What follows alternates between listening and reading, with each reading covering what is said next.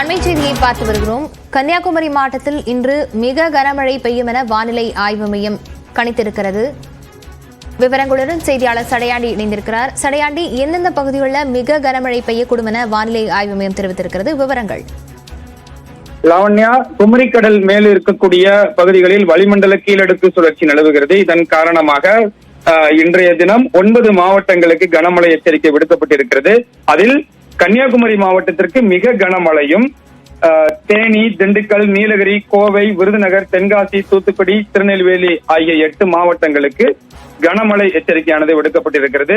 கன்னியாகுமரி மாவட்டத்திற்கு orange alert, மீதம் இருக்கக்கூடிய 8 மாவட்டத்திற்கு மஞ்சள் அலர்ட் எச்சரிக்கையானது விடுக்கப்பட்டிருக்கிறது. மிக கனமழை என்பது 11 சென்டிமீட்டர்ல இருந்து 20 சென்டிமீட்டர் வரை மழை பெய்யக்கூடும். கனமழை என்பது 6 சென்டிமீட்டர்ல இருந்து 11 சென்டிமீட்டர் வரை மழை பெய்யும் என்ற ஒரு எச்சரிக்கையை சென்னை வானிலை ஆய்வு மையம் எக்ஸ் வலைதள பக்கத்தில் பதிவிட்டிருக்கிறது.